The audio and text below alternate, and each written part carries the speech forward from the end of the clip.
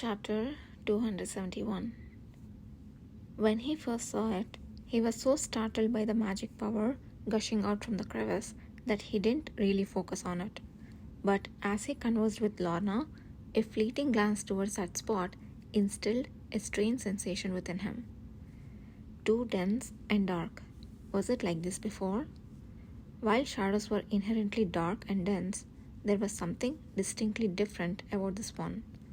As he squinted, worried it might be a sign of a crack, Lorna called him in a puzzled voice.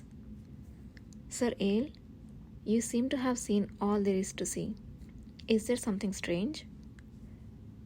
That shadow in the crevice. Hasn't it become a little strange? Pardon? Lorna narrowed her eyes, a look of concentration on her face. Exactly what seems strange?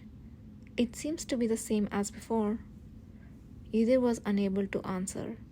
Even when asked what was strange, he had no precise words to describe it. Lorna, who had been waiting for an answer, sighed and patted Either's shoulder. It seems you are excessively worried about a potential crack-related issue. Today isn't the only day. You can come back tomorrow and check again. Let's just go back now. Will you be back tomorrow? Of course. I will keep coming here to check as long as I'm fine. I cannot let this place be damaged, even if other places might be. After packing the co-shared journal of the mages left in the guard post, Lorna closed the protective magic circle that covered the magic spring. Either stared at the magic spring, gradually fading like a mirage, while she struggled to move her magic power. Do you always have to open and close the formation to go in there?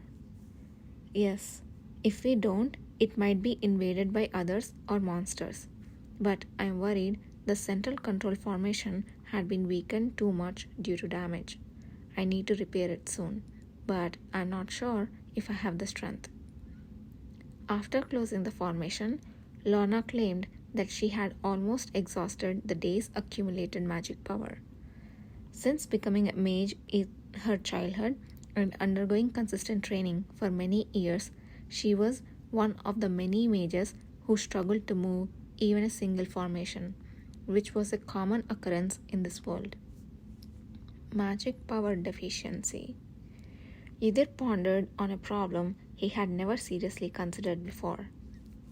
To become a mage, one had to be born with the talent to see magic power. But among those selected, only a few could cast attribute magic.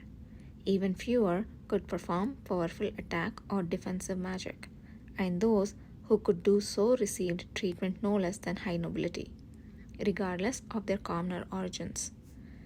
This was why magic tools, which could use engraved magic with a slight amount of magic power, were increasingly popular.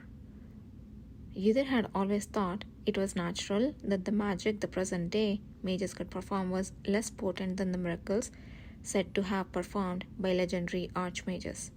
After all, legends typically exaggerated reality. But they sincerely believed they could bridge this gap. Either recalled the emotions that flickered across Lorna's face when she smiled, asking him if he had ever undergone a magic power responsiveness test, and inundated him with answers about his powers similar to attribute magic. Envy, or perhaps resentment? It was a feeling he knew all too well from his previous life, frequently directed to him by others. Despite knowing that magic and the abilities of awakeners were different powers, they still envied Either. Lorna had proclaimed that through her research she would solve the issue of magic power deficiency. If that was indeed the case, what would they gain? No matter how much he pondered, there was only one answer: power. The ultimate objective of the research, the one many were willing to stake their lives on, inevitably culminated in power. The strange sensation that this seemed so obvious yet perplexing was because he knew how far humans' desired power could go in recklessness. Yudhir cast a fleeting glance back at the Magic Spring ruins that he had left behind. It should have been Kishir here, not me. If that were the case, Kishir would have better understood this strange feeling that he had and would have gained much more information while looking at the magic spring. But no matter how much he regretted it, he couldn't change the reality that he was alone. Yudhir put his hand into his pocket. He felt a little relief as he sensed the clinking of the hard, round candies inside. As he slowly fumbled with them, he resumed walking, leaving the ruins behind. Lorna and Yudhir did not encounter any monsters on their return.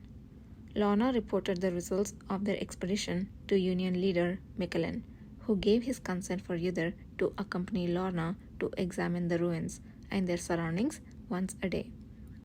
Just like the day before, Yudhir spent the rest of the day helping the mages. The number of mages watching him work had increased compared to the day before. His guard was noticeably down compared to before, even when mages came right up to him to ask questions. The day in the Great Serene Forest ended earlier than elsewhere. Because of the dense trees, it grew dark as soon as the sun began to set. Even after all the mages had gone back, Yudhir stayed out for a long time, surveying the surroundings. He alternated between the desire to dash into the seemingly empty forest immediately and the cold logic that he should stay where he was. As the time passed, the shadows grew longer. Only when they blended into the darkness, becoming indistinguishable, did Yudhir move his head to take out a candy from his pocket. The sweet taste that filled his mouth as he unwrapped the slightly worn paper and put the candy in his mouth was familiar. What the heck am I doing? There were hardly any times in his life when he had wasted time aimlessly. With a shake of his head, Yudhir returned to his quarters. He didn't feel like eating dinner, so he decided to skip it. Today too, Lusan seemed to be sleeping by the side of the injured, for his bed was empty. Yudhir sat on the bed and looked outside. He hadn't noticed when he was with the others, but now that he was alone, he felt unusually on the edge due to the sound of the wind coming from the darkness. It feels as if someone is watching. It seemed like it was just his imagination, but he could never be too sure.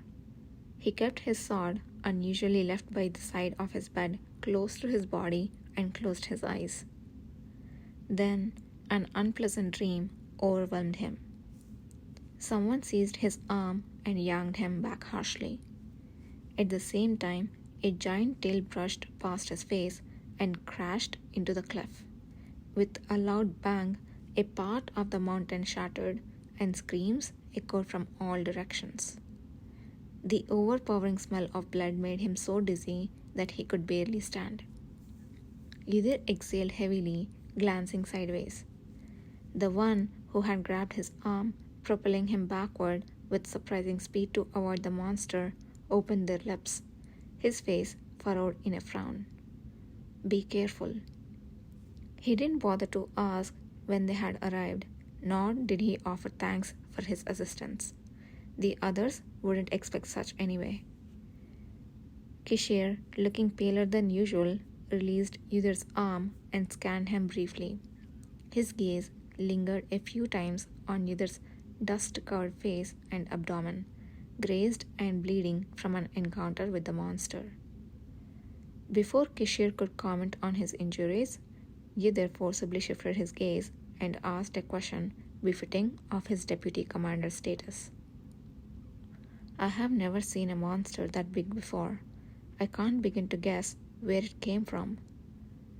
"The first sighting was near Great Serene Forest," Kishir responded quietly.